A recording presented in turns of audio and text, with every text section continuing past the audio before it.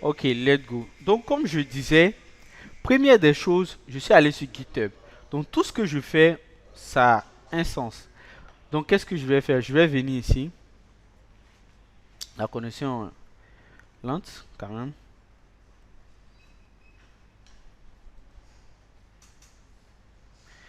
Mon vieux, ça va nous faire perdre beaucoup de temps, hein. En attendant, je vais ouvrir mon VS Code. Ah, la connexion n'est même pas passée du tout.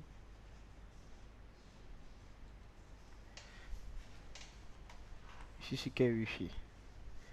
Go My Code. Aucun accès à Internet. Ok, ça passe, mais c'est un peu chaud. Ok, donc là,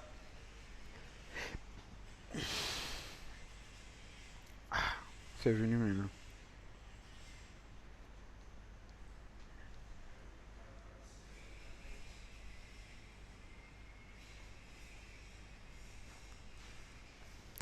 Donc là, je vais créer un repo. Donc je clique sur New. Mais la connexion là, franchement, je vais essayer quelque chose.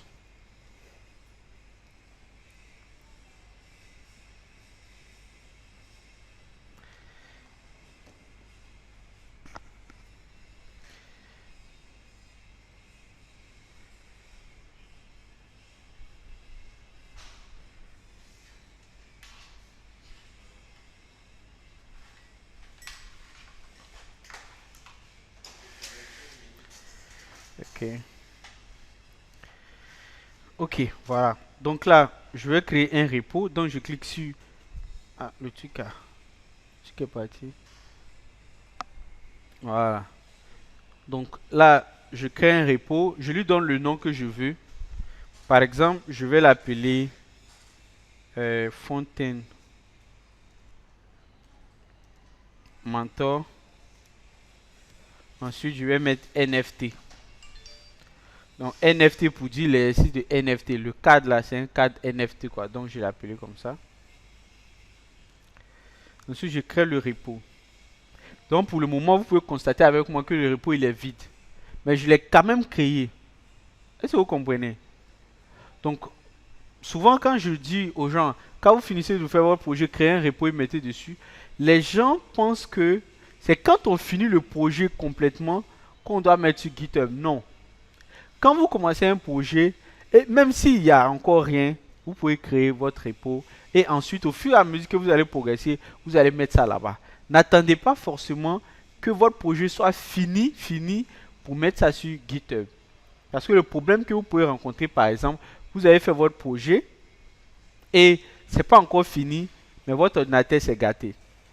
Donc si votre ordinateur se gâte, votre projet il est où? Comment vous récupérez? Vous perdez tous vos travaux. Donc vous n'êtes pas obligé d'attendre que le projet soit fini. Dès que vous faites un projet, il doit être sur GitHub. Parce que si je vous demande où est le projet que tu as fait, c'est pas maintenant que tu dois mettre sur GitHub. Tu dois juste m'envoyer le lien, voilà ça. On est d'accord? Donc j'ai créé mon repo, il est vide pour le moment. Ensuite, ce que je vais faire, je vais aller dans mon espace de travail que je veux. Donc le dossier que je souhaite, hein, je vais aller dans le dossier Go My Code. Après, vous allez où vous voulez. Ensuite, je vais créer, bon, il y a un dossier workshop ici. Et là, je vais créer un dossier. Je ne sais même pas comment on crée un dossier. Voilà, un dossier. Et je vais l'appeler HTML CSS. On se comprend? Rappelez-moi, on a déjà parlé de CSS Layout, non, les Flexbox. J'ai déjà parlé de ça. Hein? Ok. Donc, HTML, CSS, voici le dossier qui est ici. Donc, je viens ici au niveau de VS Code. J'ouvre le dossier. Ah merde. Donc, c'est Open Folder ou encore Ouvrir dossier. Vous cliquez ici. Et je viens, j'ouvre mon dossier HTML, CSS. On est d'accord? Maintenant que j'ai ouvert ce dossier-là, pour le moment, il n'y a rien à l'intérieur. On est d'accord? Il n'y a rien à l'intérieur.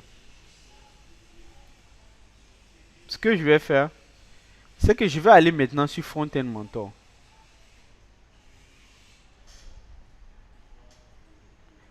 Je viens ici. Je vais voir le lien de Front-End Mentor.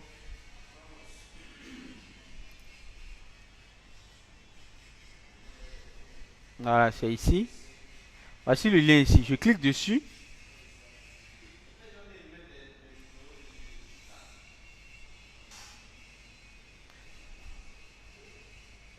Je crois que je vais changer de Wi-Fi encore. Ok. Je viens sur Front-End Mentor. Voici le challenge devant moi. Donc, par exemple, Kevin qui me disait qu'il ne savait pas trop qu'est-ce qu'on demandait de faire. Il suffit de lire un peu. Hein. Quand vous allez sur une nouvelle plateforme, un truc comme ça qu'on vous donne, lisez pour comprendre. N'attendez pas qu'on vous guide. Hein. Ayez le truc là de vous dire, ok, je vais lire, je vais comprendre par moi-même. Et voilà, c'est comme ça. Ensuite, si ça ne marche pas, tapez sur Google encore. Qu'est-ce que c'est que Front-End Mentor? Qu'est-ce qu'on fait? Peut-être ça va vous donner plus d'idées. Mais bon, pour le moment, je vais vous expliquer directement. Donc ici, par exemple, pour ceux qui n'ont jamais fait ce challenge-là, vous allez voir ici Start Challenge. Mais dans mon cas, comme je l'ai déjà fait, ils m'ont mis un autre mot ici. Donc je vais cliquer dessus. Mais logiquement, si vous cliquez sur Start Challenge, quoi, il va changer de Wi-Fi.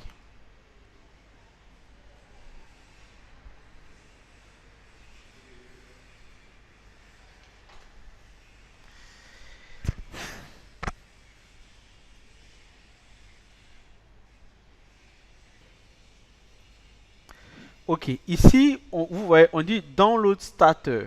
Si vous lisez bien, ici, en fait, c'est un dossier qui contient les images nécessaires pour le projet, les styles nécessaires pour le projet, le type d'écriture, tous les détails nécessaires pour faire le design qu'ils vous ont demandé, ils vont te donner ici. Et pour les gens même qui sont en mode pro, ils vont leur donner le Figma même, c'est-à-dire la maquette Figma où tout le descriptif est là, les couleurs, vraiment tout.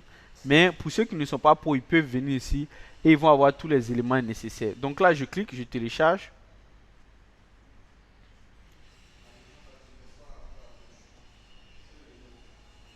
Voilà, je télécharge, mais ma connexion, franchement, là, ça va nous créer pas mal de problèmes. Ok, donc quand je télécharge, vous voyez là, c'est dans un dossier, mais en format zip. Donc ce que je vais faire, c'est que si je veux, comme moi j'ai déjà ce fichier là quelque part chez moi ici, je vais le renommer. Je vais changer un peu le nom. Vous n'êtes pas obligé de faire ça. Mais comme moi je l'ai déjà, je vais le renommer. Ensuite, je vais le dézipper. Donc, pour le dézipper, voilà, extraire tout. Je choisis le dossier dans lequel je veux extraire. Ensuite, je l'extrais. Et voici le dossier ici. Ensuite, si vous regardez bien, le dossier qui est là, et il y a les éléments à l'intérieur comme ça. Donc, c'est vraiment ce qui est à l'intérieur ici qui m'intéresse. Si vous voulez, vous pouvez déjà utiliser ce dossier-là pour faire votre travail. Mais dans mon cas, comme j'ai déjà créé un dossier HTML, CSS, je trouve que c'est beaucoup plus pertinent de déplacer ces dossiers-là pour aller mettre ça là-bas. Donc, je fais CTRL A, CTRL X, donc je coupe tout, ou je fais juste un CTRL C. Et je vais chercher mon dossier dans lequel j'ai décidé de faire mon travail.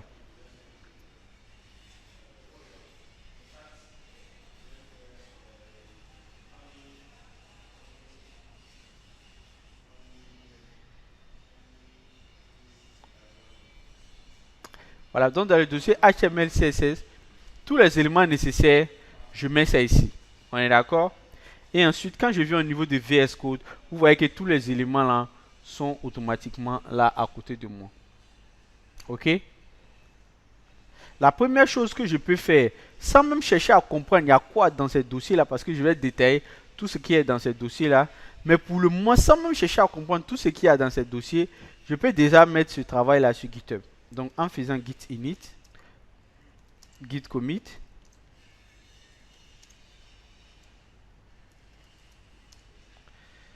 J'ai oublié le git add.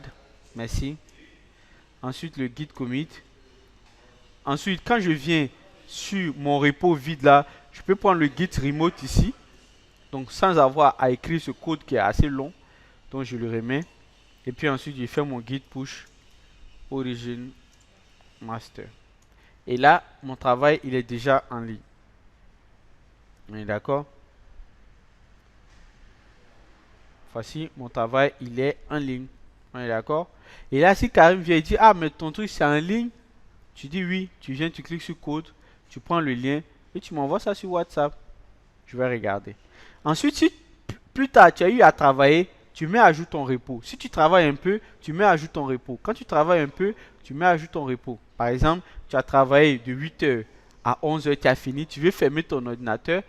Premier réflexe, mettre mon repos à jour, je ferme mon ordinateur et je bouge. Git add, git commit et git push. Ok?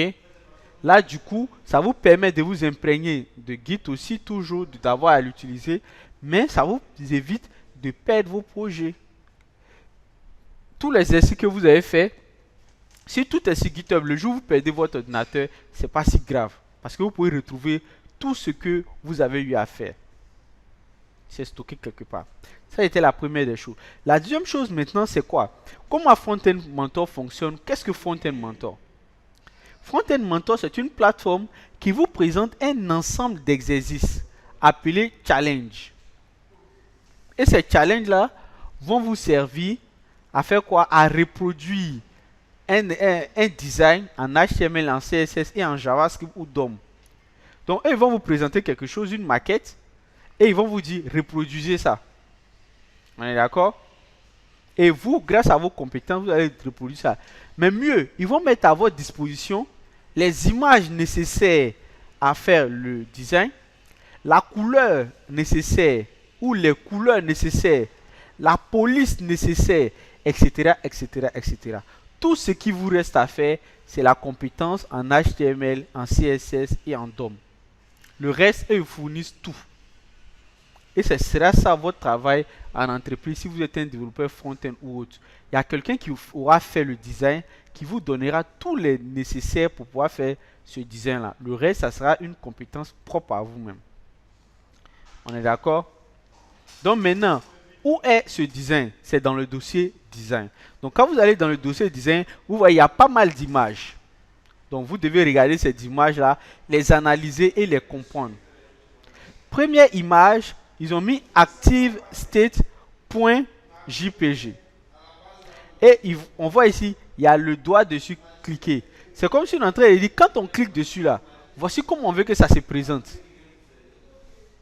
Ensuite, ils ont mis ici Desktop Design. C'est-à-dire, c'est comme ça le design doit se présenter sur quoi? Sur un ordinateur. Desktop Preview. Preview, c'est la présentation. Hein. Bon, on peut ne même pas trop considérer ça, mais c'est la présentation sur un ordinateur. Et Mobile Design, voici comment ça doit se présenter sur un téléphone mobile. Et là, vous vous rendez compte que ce soit un ordinateur ou que ce soit un mobile, ça se présente plus ou moins de la même façon. Mais il y a des cas où ça ne se présenterait pas de la même façon. C'est un exercice assez simpliste. C'est pourquoi on vous fait un exemple comme ça. Mais pour les exercices beaucoup plus compliqués, vous allez voir que le design mobile n'est pas vraiment comme le design desktop. Et ce qu'on vous apprend ici, c'est que quand vous allez faire le design desktop, quand vous voulez d'abord faire votre exercice, vous devez vous baser sur le design desktop. C'est plutôt luxe, sur ça que vous devez vous concentrer. Et ensuite, vous allez vous concentrer sur d'autres designs plus tard. On est d'accord? Donc, c'est sur desktop là qui nous intéresse. Ensuite, vous avez un autre dossier qui est le dossier images qui contient toutes les images nécessaires. On a favicon, on a ici image avatar, on a Equilibrium et ensuite on a un autre type d'image que souvent on ne connaît pas quand on débute, mais qu'on appelle les formats SVG. Ces formats SVG sont sous forme de texte balise HTML. Donc quand on voit déjà, on ne sait pas trop ça fait référence à quelle image. Mais en fait, ce sont des images. OK? Et vous allez voir comment on va les utiliser plus tard. Mais pour le moment, ce qui doit vous mettre la puce à l'oreille, c'est le nom de ces images. Vous voyez ici, on a mis icon clock. Donc, même si tu ne sais pas c'est quoi, mais tu sais que ça, là, ça fait à une montre. Ça fait référence à une montre. Ou bien à un temps. Ou bien, voilà. Icon Ethereum. Même si tu ne sais pas c'est quoi, tu sais que c'est icône d'Ethereum. On est d'accord? Icon View. C'est icône de vue. C'est-à-dire œil, en quelque sorte. Ainsi de suite, ainsi de suite. Donc, c'est vrai, vous ne voyez pas, mais vous voyez les noms et les noms sont des indications. C'est pourquoi en programmation, on va vous dire de donner des noms significatifs à chaque chose que vous allez avoir. Parce que ces noms-là peuvent permettre aux gens de se repérer et toi-même, souvent même, ça te permet de te repérer. Imagine dans ta maison, le verre d'eau, tu l'appelles le seau d'eau, l'ordinateur, tu l'appelles téléphone. Toi-même, ça va t'embrouiller à un moment donné. Donc, c'est mieux de donner le nom qui correspond le mieux. Une machine à café va s'appeler machine à café. On ne va pas l'appeler machine à sous. Vous comprenez? Donnez les noms qui représentent l'élément au mieux. C'est ce qui est important. Très bien. Donc, on a fini avec le dossier des images. Ensuite, on a un fichier gitignore. Pour ceux qui ont suivi un peu le cours de Git, gitignore, ça sert à quoi? On ne va pas revenir là-dessus. Il y a un autre fichier qui est index.html sur lequel on va revenir plus tard. On a un fichier ici qui est readme, template, etc. On peut s'en passer, mais pour ceux qui aiment lire, vous pouvez lire un peu, mais on peut vraiment s'en passer. L'autre fichier readme, on peut aussi s'en passer, mais le fichier styleguide, on ne peut pas s'en passer. C'est un fichier qui est très très important. Dans ce fichier, on vous explique les deux types d'écran qu'on va avoir. Le type d'écran mobile, 375 pixels, et le type d'écran ordinateur, 1440 pixels. Pour le moment, ce n'est pas très significatif pour vous. Vous allez comprendre ça beaucoup plus tard. Mais c'est une information qui est importante. Ensuite, il y a une autre information qui est là, qu'on appelle les couleurs. C'est-à-dire les couleurs que vous allez utiliser pour faire votre site. Et là, on vous dit qu'il y a deux types de couleurs. Il y a d'abord les couleurs primaires et il y a les couleurs neutres ou bien les couleurs secondaires en d'autres termes. Les couleurs primaires ici, c'est le bleu soft, c'est-à-dire le bleu léger, et il y a le cyan, c'est-à-dire le bleu ciel façon. Ce sont les deux couleurs primaires de cet exercice-là. Les autres couleurs, le very dark blue, c'est-à-dire le bleu foncé, ils ont mis ici main BG, c'est-à-dire le corps du site, le background du site. Ensuite, very dark blue card BG, c'est-à-dire le background de la carte que vous allez avoir, ainsi de suite, ainsi de suite. Donc, il vous donne vraiment des éléments indicatifs pour que vous puissiez faire votre exercice. Ensuite, au niveau de la typographie, on vous dit les paragraphes, si vous voulez les utiliser, ça doit être de 18 pixels. Donc, c'est-à-dire les textes que vous allez avoir en paragraphe, c'est 18 pixels. Et enfin, on vous donne la fonte d'écriture, c'est-à-dire quelle est la police d'écriture que vous allez utiliser. On appelle Outfit.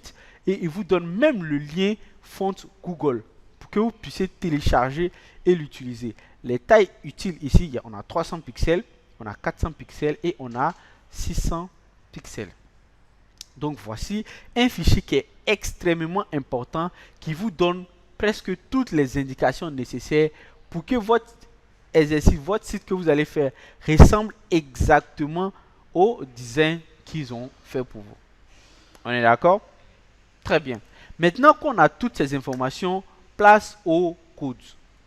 On va venir ici au niveau du fichier index.html qu'on n'avait pas parlé. Vous devez comprendre que pourquoi généralement on met fichier index.html. On ne sait pas trop pourquoi en fait. Les gens ils mettent index, pourquoi ils n'appellent pas moussa.html, chaka.html, mais ils mettent juste index.html à chaque fois. Ce qu'il faut comprendre, c'est que index, c'est un mot-clé. C'est un mot-clé. En général, les sites vitrines comme ça, leur point d'accès, c'est-à-dire leur point d'entrée du site, ça rentre toujours par le fichier index. Et ensuite, à partir de ce fichier index là, on peut lier ça à d'autres pages qui vont être appelées contact.html, formulaire.html, etc., etc. Mais le point d'entrée, c'est le fichier index.html. Et c'est un mot-clé qui est réservé. Ou disons, c'est un nom-clé qui est réservé. C'est pourquoi vous allez toujours voir index.html, index.html.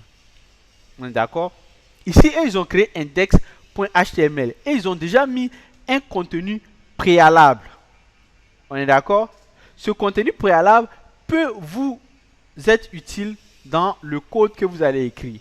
Si vous voulez, vous pouvez carrément tout supprimer et recommencer. Si vous voulez, vous pouvez en garder un peu. Moi, ce que je vais faire, c'est que je vais garder ce qui est écrit quelque part d'autre. Mais en vrai, je vais couper carrément quoi pour tout reprendre. Mais le texte qu'ils ont écrit, je trouve que c'est important pour moi. Donc moi, je vais créer un fichier que je vais appeler note.md. Ok? Et je vais mettre ce texte-là quelque part ici. Je garde ça là-bas. Ensuite, je viens sur mon fichier qui est juste du HTML, CSS et je vais supprimer tout ce qu'il y a de chichi qu'ils ont eu à mettre qui ne me plaît pas. Donc là, maintenant, on est en face d'un fichier HTML qui est vraiment basique. Il n'y a rien à l'intérieur. Est-ce qu'on se comprend? Ça peut aller. Ok. Maintenant qu'on a fait ça, ce que moi je vais faire, c'est que je vais profiter pour créer un dossier CSS dans lequel je vais créer un fichier que je vais appeler style.css. Par contre, style.css, ce n'est pas un mot-clé réservé. Mais c'est un truc qui est tellement utilisé que finalement, tout le monde met style.css. Sinon, on pourrait mettre yobo.css, ça n'aurait rien changé. On est d'accord? Ensuite, je vais faire une liaison, oui. Exactement, on peut le faire, mais c'est juste une question d'organisation. Ok, on peut le faire. C'est pas interdit non plus. Donc, je vais utiliser ma balise link là, qui me permet de lier mon fichier HTML à mon fichier CSS, chose que j'ai déjà expliqué. Donc là, je mets le nom du dossier d'abord CSS /style.css. On est d'accord? Les deux fichiers là maintenant sont liés. On est d'accord? Et là, avant même de commencer à écrire une seule ligne de HTML, je vais venir écrire certaines lignes de CSS que j'ai eu à dire que ce sont les codes préliminaires qu'on doit écrire à chaque fois qu'on veut commencer à faire du CSS.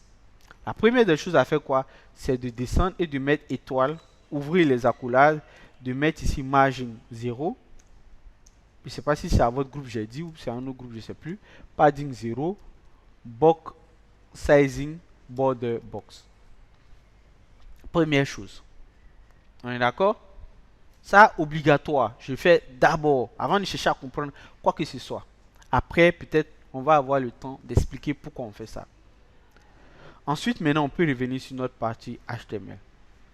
Notre partie HTML, on va venir maintenant regarder le design. Parce que, puisqu'on va venir commencer à coder notre truc. On est d'accord? Et là, première chose qu'on constate, c'est qu'on a un fond qui est totalement bleu marine. Donc, on va commencer à faire ça d'abord. On est d'accord? Pour que le fond soit bleu marine, quel élément je vais sélectionner? C'est mon body. C'est le corps de ma page. Donc, je vais mettre un sélecteur de type ici, body. Et ensuite, que la couleur sorte ou que la couleur ne sorte pas, ce n'est pas notre problème. Ce n'est pas la couleur qui dit que ça a marché ou pas. Nous, on écrit ce qui est correct, point barre. Donc, ici, on va dire background color. Et là, on va aller chercher la couleur qu'ils ont mis dans Style Guide ici.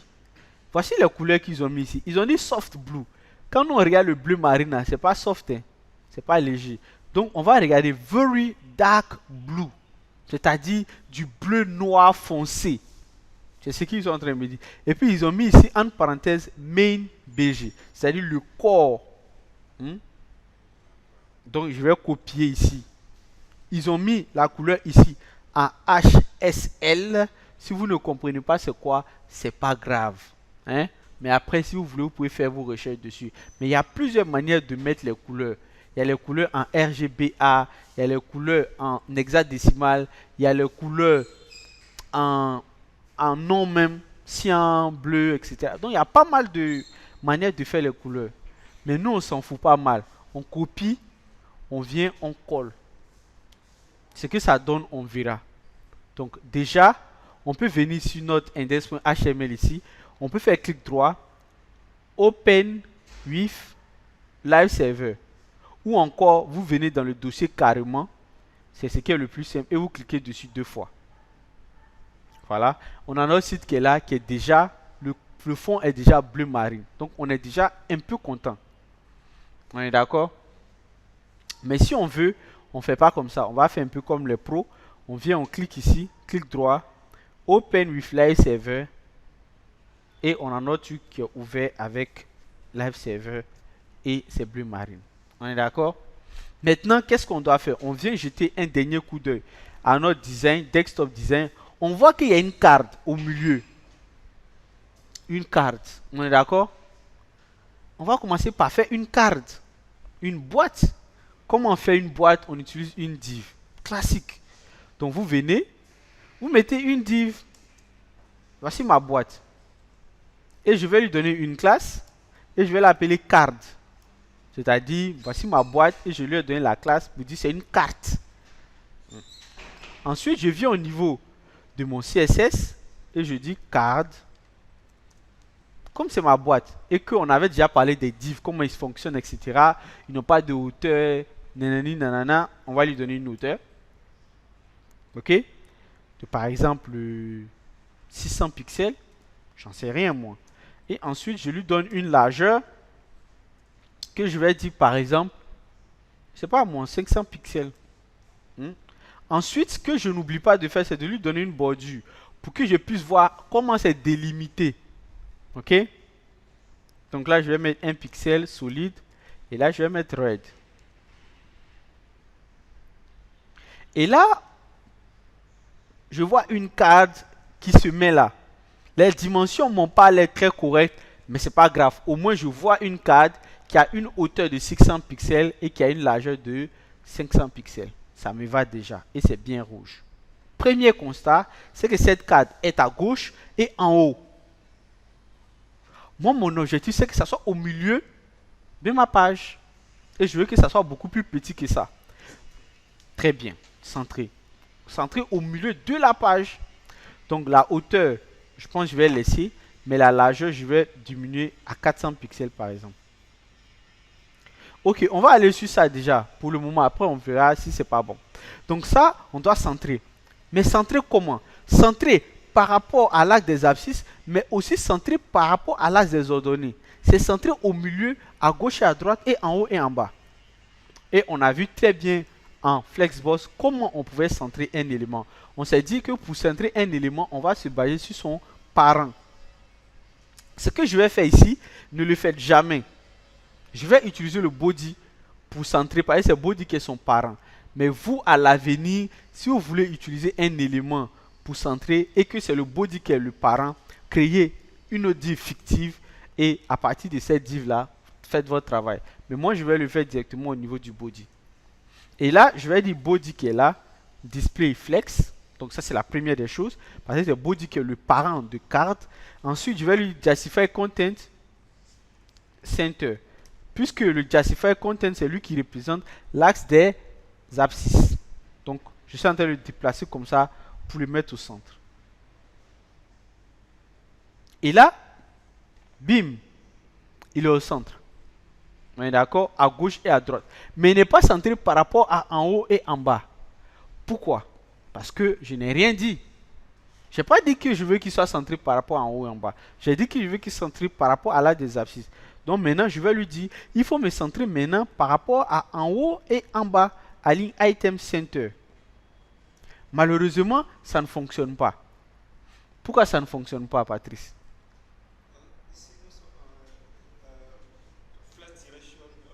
Mhm.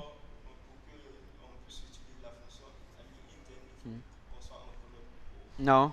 Pourquoi c'est pas centré? Ça doit fonctionner. Ok, en tout cas, c'est une question de dimension. Vous devez comprendre une chose. Supposons que moi j'ai un truc comme ça. Ok? C'est comme ça.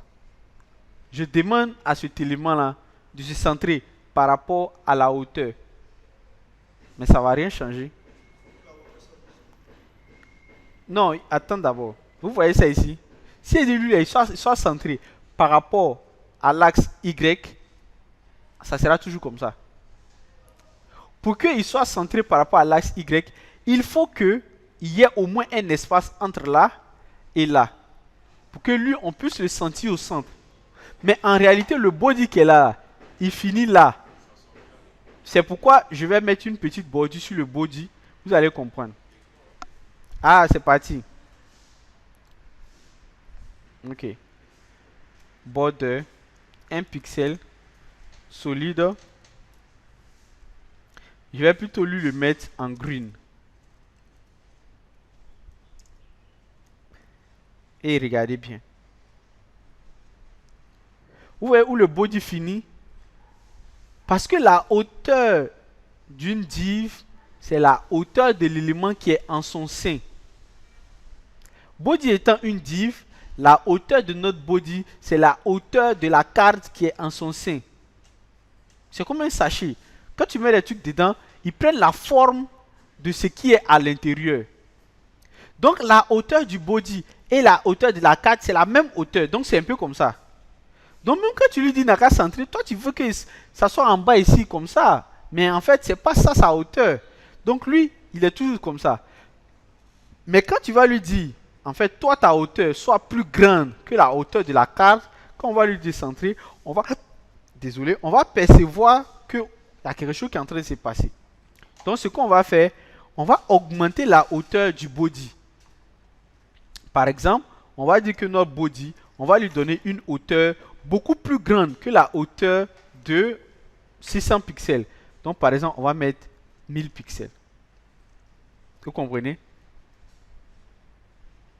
Donc quand j'ai mis 1000 pixels c'est trop. Mais vous vous rendez compte que ça sente par rapport aux 1000 pixels parce que ça a augmenté. Mais non, on va aller à 800 pixels par exemple.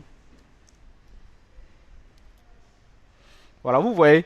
Là encore, je suis obligé de slider. Il faut que je trouve la taille vraiment de mon écran pour qu'on sente que c'est bien centré. Comme je ne vais pas m'emmerder à chercher combien de pixels vaut mon écran, il y a une technique beaucoup plus facile à faire. C'est de mettre 100 VH.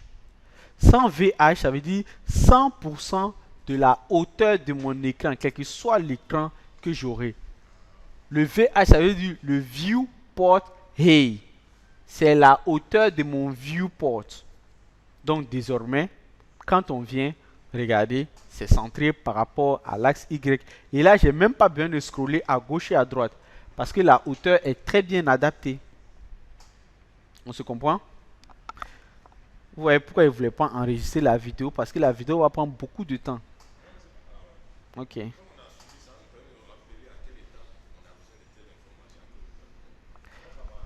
Ok. Donc là, on a déjà mis notre cadre. Tout ce qui reste à faire, c'est de remplir notre cadre maintenant. Donc, ce qu'on va faire maintenant pour la suite, on va venir regarder un peu notre design. Quand on regarde un peu notre design, vous vous rendez compte que les bords de notre cadre sont un peu arrondis et la couleur de fond de notre boîte, c'est pas ça. Donc, on va revenir ici. On va dire notre cadre comme ça. Pour arrondir les bords, on va mettre bord de radius.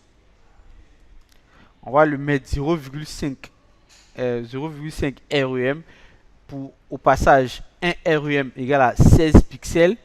Et ensuite, je vais lui mettre la couleur de fond. Et si vous venez au niveau de Style Guide, vous pouvez vous rendre compte qu'on a ici Very Dark Blue, cadre BG. Donc, c'est la couleur de fond de notre carte. Donc là, je vais mettre ça ici.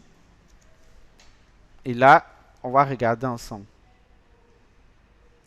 Donc, vous pouvez le constater maintenant que notre cadre là a une couleur de fond et les bords même sont un peu arrondis. On est d'accord? Ça peut aller. Ensuite, je vais ouvrir mon Paint ici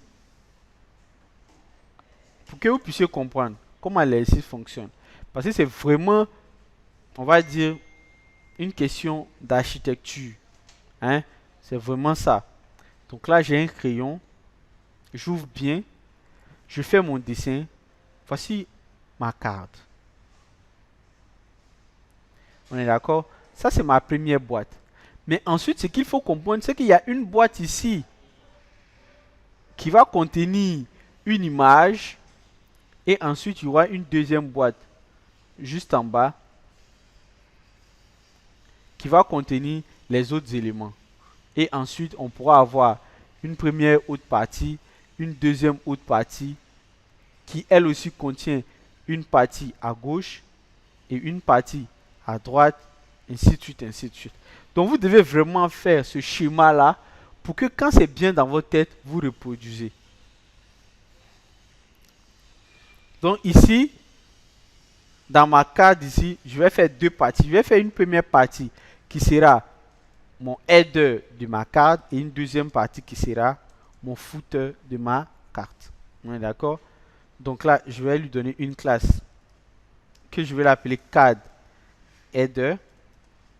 Comme ça. On est d'accord? Et dans cette card header là, ce que je vais faire, c'est que je vais mettre une div et je vais mettre une image à l'intérieur. Ce qu'il faut juste comprendre, c'est qu'à chaque fois que moi, je vais utiliser, je vais vouloir placer une image, je vais créer une div fictive et pour mettre les images à l'intérieur. Ensuite, je vais lui donner une classe à cette div là que je vais appeler container. Ou bien je vais mettre img container, c'est-à-dire le contenant de l'image. Donc déjà, on va regarder ce que ça donne. Ça ne donne absolument rien parce que voilà, vous comprenez. Maintenant là, ce que je vais faire, c'est que je vais appeler mon image ici pour qu'il s'affiche. Donc je vais l'appeler, il est dans le dossier image slash, il s'appelle comment? On va descendre.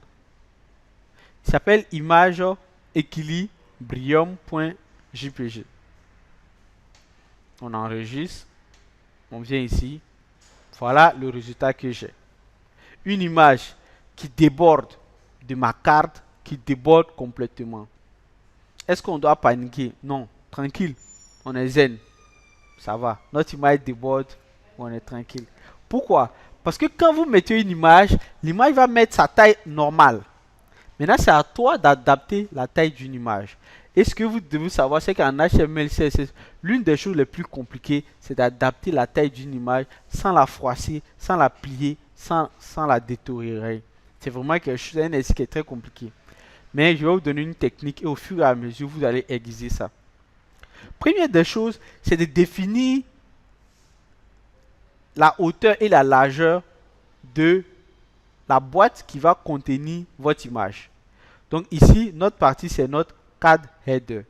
Notre card header ici, je peux définir sa largeur et sa hauteur de façon fixe, mais je peux aussi définir proportionnellement par rapport à la largeur ou la hauteur totale de notre boîte. Dans mon cas ici, je vais dire que je vais faire quelque chose de proportionnel, donc en pourcentage. Je vais plutôt dire que mon card header là, c'est 40% de la hauteur totale de ma boîte. Donc vous voyez card header ici, c'est un enfant de card. Donc quand on dit lui là sa hauteur c'est 40%, il comprend que c'est 40% de la hauteur de son parent. On est d'accord? Parce que 40% ça ne veut absolument rien dire si ce n'est pas proportionnel à quelque chose d'autre. Ensuite, on va lui donner des bordures pour qu'on puisse quand même voir comment il se présente. On est d'accord? Donc on va lui donner une autre couleur pour qu'on puisse percevoir. Et là, jusque là, on voit quelque chose de bleu derrière, mais notre image nous fout la merde. Ça, on ne s'en sort pas. Pour que notre image ne nous foute plus la merde et qu'on y voit clair, ce qu'on va faire, c'est qu'on va dire, bon, card header c'est d'abord la carte. Maintenant, il y a card img container qui est vraiment la carte qui contient l'image. Hein. Donc, est-ce que ici, img container la même nous intéresse? C'est pas abus que je l'utilise, hein, mais je vais l'enlever parce que ici, je pense pas que ça soit pertinent. Il va, le card header là va faire office du conteneur de l'image en fait, en vrai. Donc vraiment, on n'a pas besoin de l'ajouter. Ensuite, si je veux que l'image arrête de me foutre la merde, on va utiliser une autre propriété qu'on appelle le overflow. Le overflow, comme son nom l'indique, c'est le débordement. Vous comprenez? Vous mettez un élément dans un autre élément et vu que ça déborde. C'est ce qu'on appelle le overflow. Donc si on met overflow, la propriété overflow à hidden, ce qui va se passer, ou bien hidden, ce qui va se passer, c'est qu'il va comprendre que tout ce qui est débordement, il va cacher. Donc vous allez voir ce qui va se passer. Vous voyez, il a caché tout ce qui déborde. Donc il ne nous fout plus la merde. J'ai mis cette propriété, c'est pas ça qui va résoudre nos problèmes, hein, mais c'est pour que vous puissiez voir clair dans ce que je suis en train de faire. Donc on va venir au niveau de notre design et on va regarder. Quand on regarde, on se rend compte que 40% là, c'est pas assez. on a plus l'impression même que c'est du 50-50. C'est pas ça? Donc moi, je vais aller jusqu'à 50%.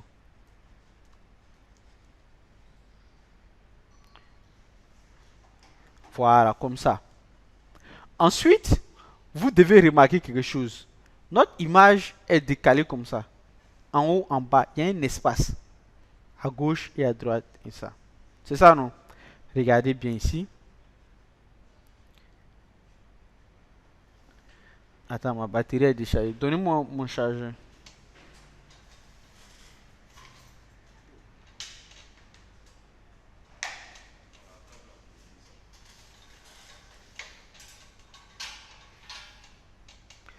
Ok. Merci.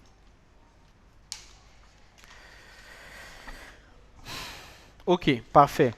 Donc, si vous regardez bien, vous vous rendez compte que à gauche, à droite, en haut, il y a un petit espace entre l'image elle-même et la carte elle-même. Donc, ce qu'on va faire, c'est qu'on va aller dire à la carte, il faut créer un espacement interne à toi-même qui fait en sorte que quand on va placer l'image, il y a des marges à gauche et à droite. Donc là, la propriété qu'on va utiliser, c'est le padding. On peut utiliser le padding sur la carte elle-même pour dire à la carte on veut une image interne à toi. On peut utiliser le margin sur l'image elle-même pour dire qu'on veut une image externe à l'image. Mais ici, ce qui est le plus intéressant à utiliser, c'est le padding. Donc ici, je vais mettre padding et je vais mettre un REM. Quand je mets un REM, une seule valeur, ça veut dire que je mets un padding en haut, en bas, à gauche, à droite, ainsi de suite, ainsi de suite. Donc vous pouvez constater avec moi que ça a créé des espacements à gauche, en haut, à bas et à droite. On est d'accord? Mais là, jusque là, notre image là, c'est pas trop ça. Donc on va régler le problème de notre image. Pour régler le problème de notre image, vous devriez comprendre que ça, il faut le comprendre. Je vais sélectionner l'image et ensuite je vais lui dire quelque chose. Il y a plusieurs façons de sélectionner une image ou même de sélectionner un élément, mais cette fois-ci, je vais utiliser ce qu'on appelle un combinateur descendant. Pour ceux qui ont lu le cours un peu, il y a le combinateur descendant dedans. Et comme on utilise le combinateur descendant, on utilise comme ça espace IMG. Donc ici, pour vous expliquer encore mieux, je suis en train de dire, je vais sélectionner l'image qui est dans la div card header. Et seulement cette image-là et aucune autre image. Ensuite, je vais lui dire, je veux que sa largeur soit égale à 100% de son parent. En d'autres termes, je suis en train de lui dire, il faut tout faire pour contenir dans ton parent. Est-ce que vous comprenez? C'est une technique qu'on utilise. Et là, vous voyez que l'image a essayé de rentrer dans son parent. On est d'accord? Donc là, le overflow hidden qu'on avait mis sur le cadre de, on peut carrément l'enlever parce que ça ne déborde plus. Mais c'était vraiment juste pour que vous voyez. Donc vous voyez que ça déborde maintenant sur la hauteur. Mais ça ne déborde plus sur la largeur. Donc, ce que vous pouvez faire, c'est de dire aussi qu'au niveau de la hauteur, on veut 100%. Mais avec la hauteur, il faut faire attention. Vous allez voir avec moi. Vous voyez que l'image est pliée. Vous comprenez avec moi? Avec la hauteur, il faut faire beaucoup attention. L'image est pliée. Mais on peut trouver d'autres alternatives. Donc là, je vais voir quelque chose d'abord. Ensuite, on va trouver la bonne solution. Ok, jusque là, je ne suis pas satisfait.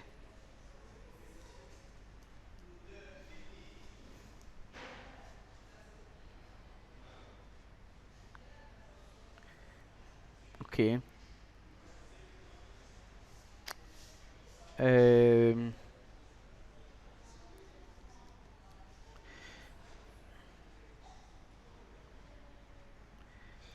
ok.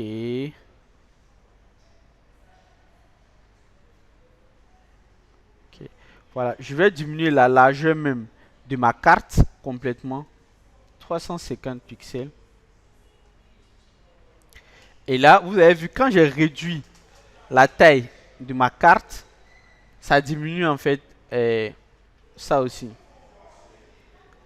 Ensuite,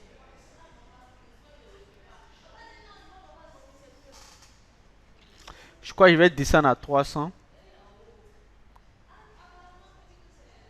Non, 300 c'est pas bon. 350. On va rester à 350. Ensuite, comment je vais gérer un peu cette hauteur là?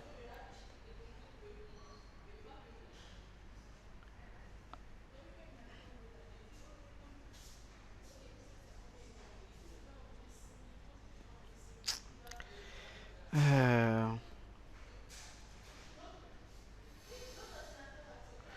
Attends, je vais mettre ça à 650. Voilà. Top. Ça est dedans. Vous voyez.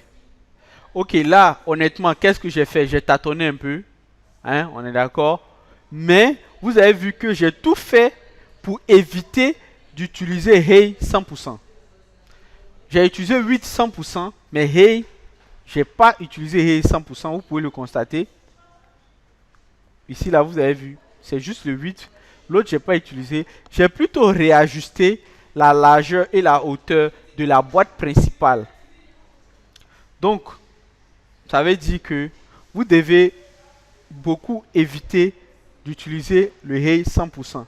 Maintenant, il y a des contextes où c'est adapté, où vous pouvez utiliser. Mais vraiment, évitez au maximum. Le 8, 100%, c'est la clé. Le reste, c'est des réajustements.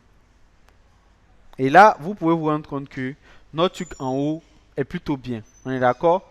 Et ce qu'on va faire maintenant, on va enlever les bordures du card header. Enlever aussi les bordures de la carte elle-même. Et puis, on va essayer d'y voir un peu plus clair. Et là, voici un peu à quoi notre truc ressemble. Ensuite, je vais enlever. Attendez, hein, j'ai enlevé quoi? J'ai enlevé background color. Je vais enlever ça. Voilà, enlever ça. On va bordure là. Voilà. Donc ici, quand vous regardez un peu, vous vous rendez compte que les bordures de l'image ici ne sont pas arrondies, alors que dans l'exercice qu'on nous a donné, c'est un peu arrondi aussi. Donc on va s'attaquer à l'image elle-même, ici. Et on va dire border radius. On va le mettre à 0,5 REM. Je reprends encore un REM égal à 16 pixels. Je remets ça aussi sur la boîte qui entoure l'image elle aussi. Donc vraiment, tout le monde va avoir ça. Parce que si vous mettez l'image arrondie et que la boîte qui entoure l'image n'est pas arrondie aussi, vous imaginez ce que ça peut créer comme problème. Et donc là, on a notre truc qui est un peu plus ou moins arrondi maintenant. On est d'accord? Maintenant, ce que vous allez comprendre, c'est que tout le monde ne perçoit pas ça tout de suite. On a combien de minutes déjà? 48 minutes, mon Dieu. Donc tout le monde ne perçoit pas ça tout de suite, mais vous allez comprendre que notre truc qui est là, bon après c'est pas nécessaire, on s'en fout. On continue. Donc on a notre cadre header ici, on a mis notre image. On va faire la même chose pour la suite. On est d'accord? Donc là pour la suite, on a une div ici, c'est le bas, donc on va lui donner une classe. Et on va dire card pour body si on veut. Card header, ça c'est le haut, card body. Dans le card body, il faut regarder encore notre design. Première chose, on a un texte qui est écrit et ensuite on a un paragraphe. Donc le texte qui est là, moi je vais dire que c'est un H3. Ok?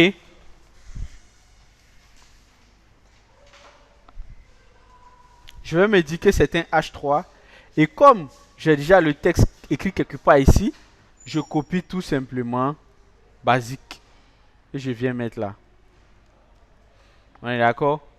Par la suite, j'ai un paragraphe P. On est d'accord? Je vais juste copier le texte qu'il y a à mettre dans le paragraphe. Ils ont déjà mis ici. Je copie. Je vais mettre là. Donc, vous voyez à quel point ils ont vraiment tout mis à notre disposition. Ensuite, je vais regarder un peu ce que mon truc me donne. Vous voyez, c'est dégueulasse. C'est noir. L'écriture est vilaine. Et on ne voit pas.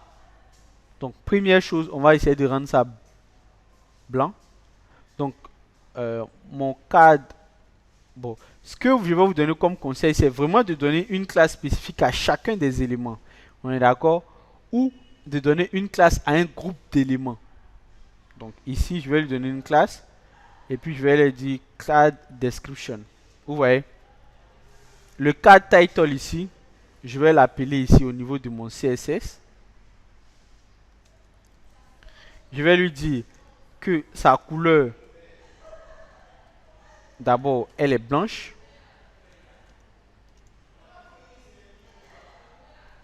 On est d'accord? Et puis, card description là, lui, sa couleur est un peu différente, je crois.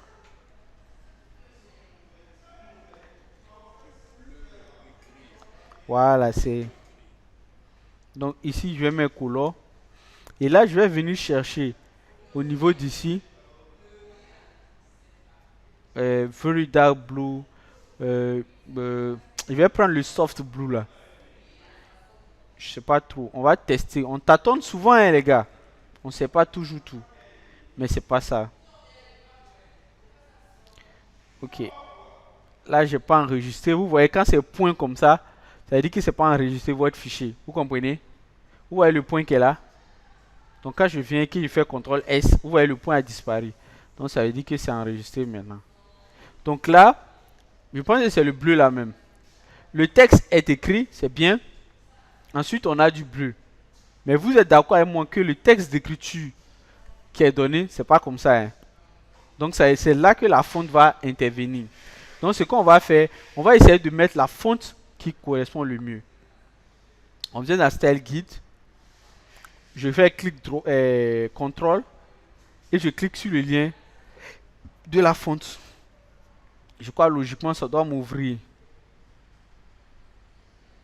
Voilà, ça doit m'ouvrir. Ah, ça m'a ouvert le site. Ok, bon là je supprime tout. Ensuite là je descends. Ils m'ont dit 300, donc je sélectionne 300. Ensuite ils ont dit combien encore? 400. Donc là je viens, je prends 400. Vous voyez, quand je sélectionne, ça se met à droite ici. Ensuite ils m'ont dit 600. Je descends et je prends 600. Quand j'ai fini de prendre les 3, je clique sur Import, comme ça. Je copie le code qui est là, @import jusqu'à la fin. Je ne copie pas le style, hein, donc là je viens. Et là je viens dans mon fichier style, je mets ça tout là-haut, comme ça. On est d'accord? Une fois que je finis de faire ça, je viens, je descends un peu et je prends la propriété font family, outfit sans serif, je prends. Et viens mettre ça au niveau de mon body. Et vous allez voir la différence. Maintenant, vous avez vu, l'écriture a changé. C'est la police d'écriture qui a changé. On est d'accord? Vous voyez que déjà avec cette police-là, on sent un peu que notre exercice commence à venir. Ça devient beaucoup plus intéressant. Voilà. Mais on va régler. Mais vous voyez que ça commence à changer un peu. Donc, ensuite, je veux espacer mes éléments comme mon ami vient de le dire. Pour espacer, je peux mettre des BR. Mais ce n'est pas bon, les BR. Et quand vous mettez les BR, il vous donne un espacement spécifique. On ne peut pas jauger cette valeur. On ne peut pas modifier. On ne peut pas augmenter. On ne peut pas diminuer. Le problème avec les BR, c'est que si par exemple on arrive sur le niveau responsive et qu'on aimerait diminuer un peu l'espacement qu'il y avait quand on était sur un ordinateur, on ne pourra pas. Et on ne peut pas supprimer le code non plus. Donc c'est pas bon. Donc pour le card title, je vais venir, c'est-à-dire c'est mon premier texte qui est le card title. Je peux lui dire, il faut me donner un margin top. Margin top, c'est ma distance entre moi et le haut. Et je vais lui dire, donne-moi un REM. Ensuite, je peux lui dire, mais même mon margin bottom aussi, donne-moi un REM.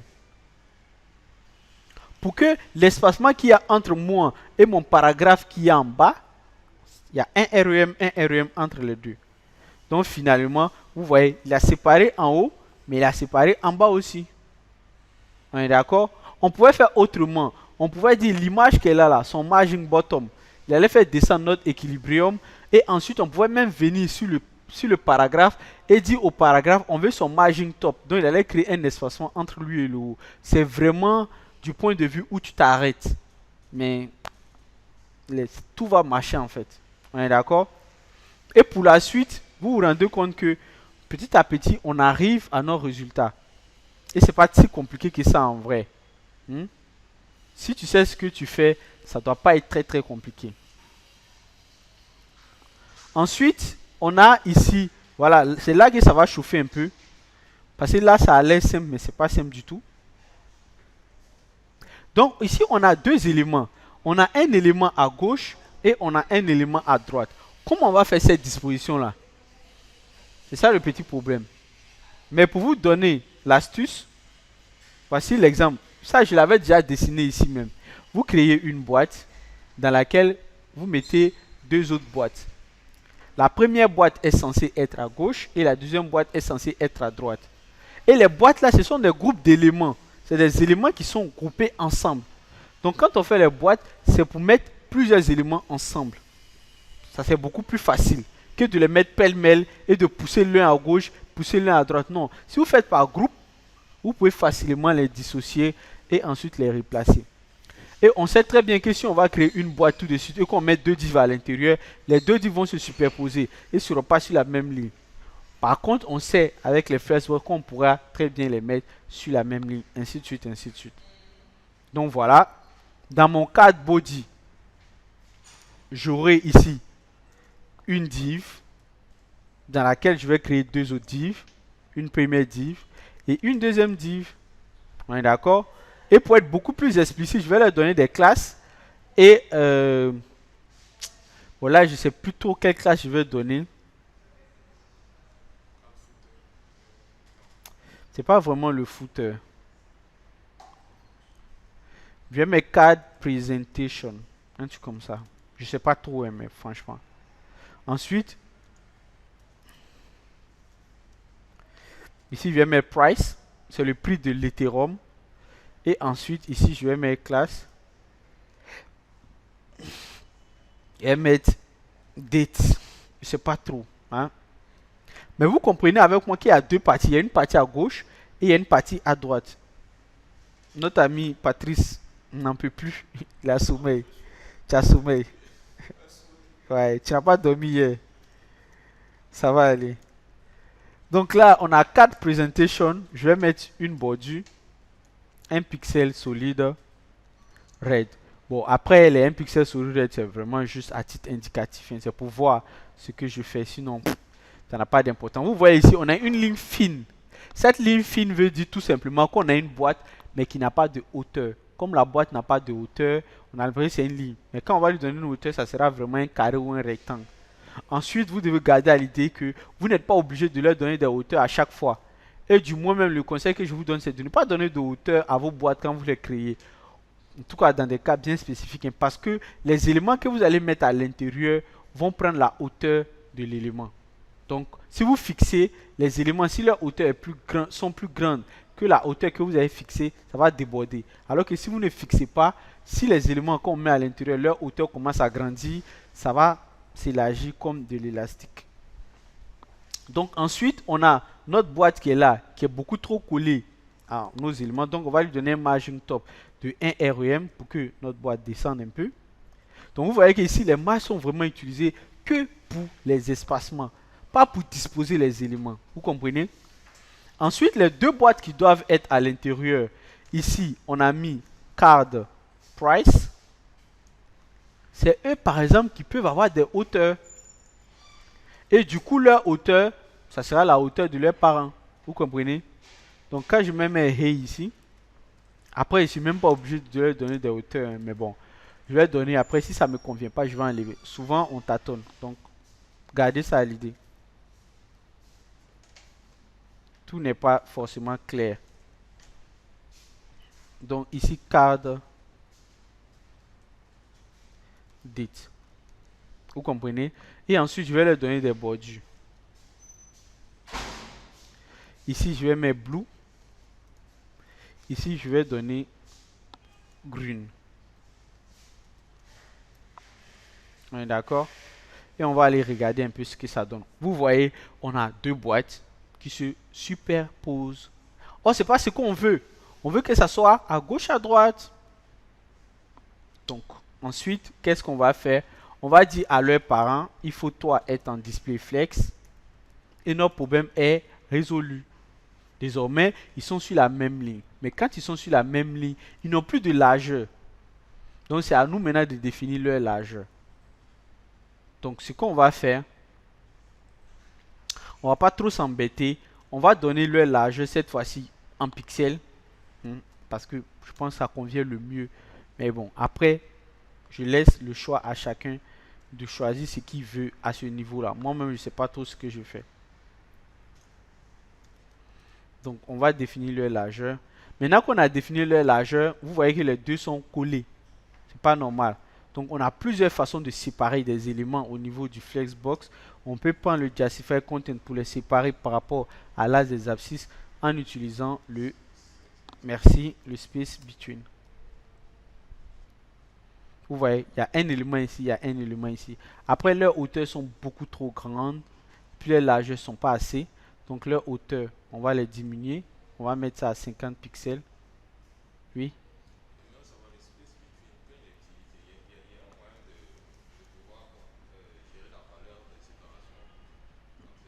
Oui, on va y arriver.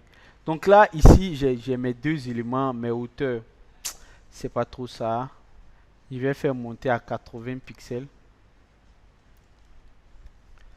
80 pixels. Ok, plutôt pas mal. Leur largeur maintenant, je vais aller à 100.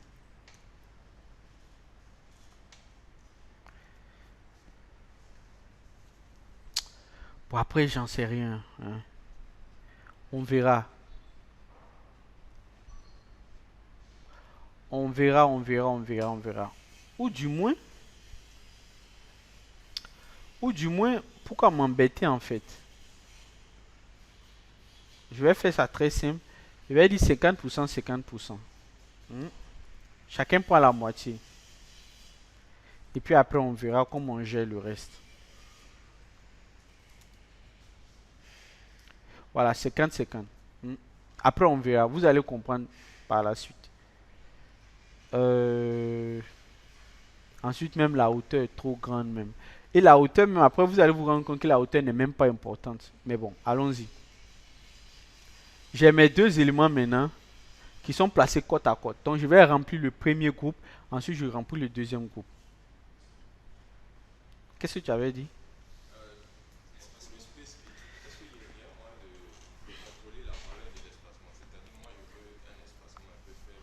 Mhm.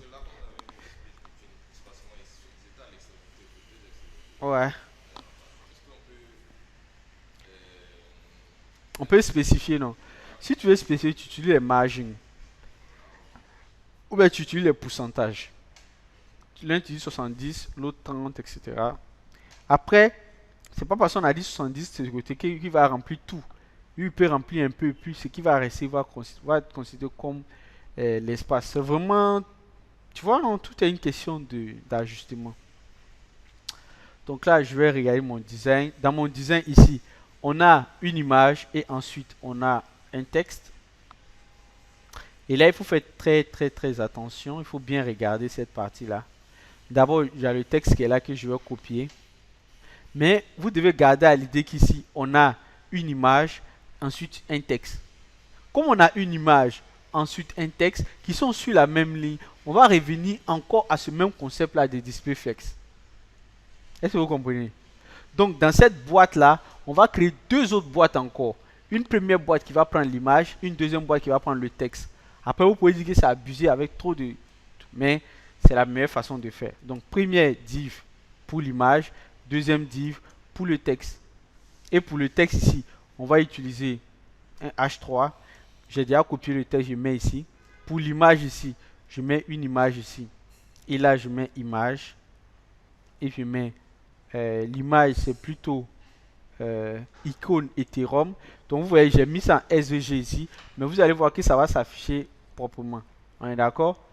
Et là, si je monte, vous allez voir, ça va créer une brouillabaisse qui ne dit pas son nom. Bon, heureusement, c'est même pas une brouillabaisse, mais ça se superpose. Moi, je veux pas que ça se superpose. Je veux que ça soit sur la même ligne. Je vais m'attaquer à leurs parents. Leurs parents, c'est price. Donc, je vais juste dire à leurs parents que c'est en display flex. Et mon problème, il est réglé. Parce que par défaut, la direction, c'est row. Donc les éléments vont se placer sur la même ligne. Après, tu me disais si je veux un espacement spécifique, c'est pas compliqué. Ici, par exemple, dans ce cas-là, je veux un espacement spécifique. Qu'est-ce que je peux dire? Je peux créer une classe à cet élément-là. Je vais mettre price container, c'est-à-dire la div qui englobe le prix. Et lui, je vais tout simplement lui dire que en fait, ta marge à ta gauche là, il faut donner 0,5 REM ou 0,2. Il va créer un espacement entre lui et sa gauche. Et notre problème est réglé. Ensuite, si je veux même, je peux mettre color white. C'est pas white. C'est du cyan. Donc c'est ce bleu là, bleu ciel là. Donc là, voilà. Après le texte est un peu trop gros. 0,5. Le texte est un peu trop gros parce que j'ai utilisé un H3. Mais je pense qu'un H4 est le plus adapté.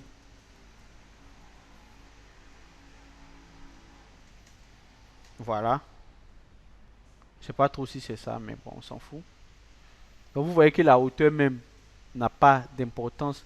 Donc là, je vais carrément enlever les hauteurs. Oui. Oui, on peut. C'est juste que souvent, si tu peux éviter de faire du CSS, tu en évites quoi. Sinon, on peut, en utilisant la propriété font size. Merci Patrice. Donc là, vous voyez, j'ai carrément enlevé les hauteurs parce que c'est pas important. La hauteur va automatiquement s'ajuster par rapport à la hauteur de ce qui est à l'intérieur. Vous comprenez? Et donc, je vais faire ce côté-là aussi. Vous avez vu qu'on peut imbriquer plusieurs divs et plusieurs éléments peuvent utiliser les display flex. Ensuite, un enfant qui était le parent, vous comprenez ce que je veux dire? On peut faire ça comme ça avec une infinité. Et ensuite, on peut reproduire cette même séquence qu'on a eu à faire ici au niveau de cette partie de date là et ça va faire la même chose. Seulement, il faut enlever price container ici. On va mettre plutôt date container. Et là, pour l'image, par contre, vous avez même en SVG, mais ça s'affiche quand même. Hein. Donc, ici, je vais mettre clock. Et là, voilà. Et puis le texte que j'ai mis au niveau de note ici. 3D left. Je vais venir mettre ça ici.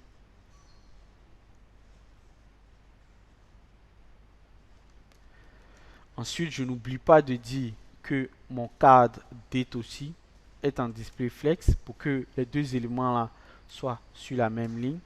Je n'ai pas besoin de mettre flex direction row puisque la direction c'est la ligne en même temps. Donc là, on voit ici 3D left. Ensuite, ensuite.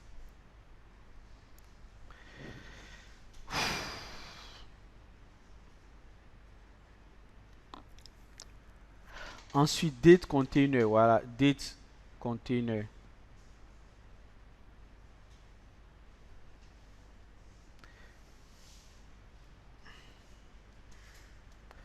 Je vais mettre ici date container. Et la couleur d'écriture ici, je pense plus que c'est pour le paragraphe là. Donc je vais copier ça. Et venir mettre ici au lieu du cyan. Et là, ça me crée un espacement aussi à gauche. Et pour finir, bon, pas pour finir, hein, on va pas trop aller vite en besogne. On va aller regarder le design un peu. On voit que le design, les deux sont vraiment beaucoup plus séparés que ce qu'il y a sur notre truc. Donc ils ne sont pas bien séparés. On peut se rendre compte que cet élément ici, on aurait voulu qu'il soit au bout ici. Pour qu'on sente vraiment que c'est bien séparé. On a plusieurs façons de le faire. C'est de se dire, ok, notre élément qui est là, il commence au début de sa boîte ici. On veut qu'il commence à la fin de sa boîte. Donc on peut utiliser une propriété. Au niveau de sa boîte s'appelle comment même card date, je pense. C'est ça, non? Non, date container là, c'est. Non, c'est card date. Ensuite, je vais lui dire justify content and. En fait, c'est comme si c'est en train de dire, sur l'axe des abscisses commence à la fin. Parce que quand on lui dit justify content, on lui dit rien. Il commence par start. Start, ça veut dire à gauche. Voilà. Et l'autre, à hand là, c'est à gauche. Donc, voici une manière ou une autre de dire qui commence à la fin de sa propre boîte. Vous voyez, mais il y a vraiment 1001 façons de faire ce qu'on vient de faire là ici.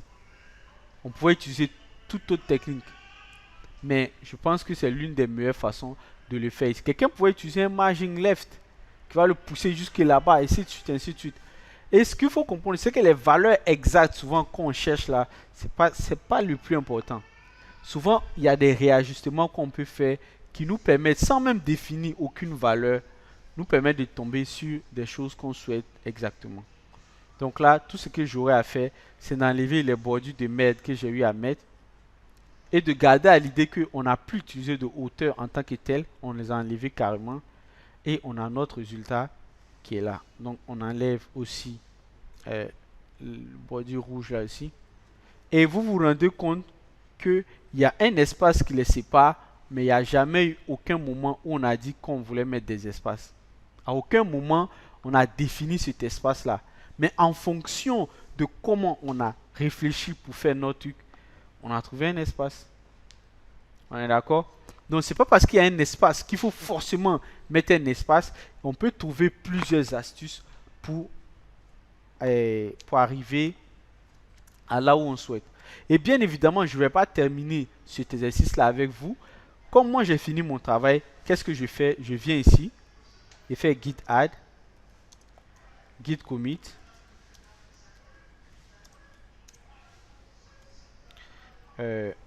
update et git push origin master. Et là, mon truc a été mis à jour. Je viens sur mon repo. Désolé. J'actualise. Je viens de voir ici update now. Voilà, mon truc a été mis à jour. Mon travail a été mis à jour. Si Karim dit, ah, mais t'es à quel niveau? Ouais, j'ai fait un peu, mais j'ai pas fini. On t'a pas demandé ça. Envoie le lien, on va checker où est-ce que tu en es. Point. Tu envoies le lien. Tout le monde est tranquille. Et là, notre vidéo est terminée. Ça nous fait une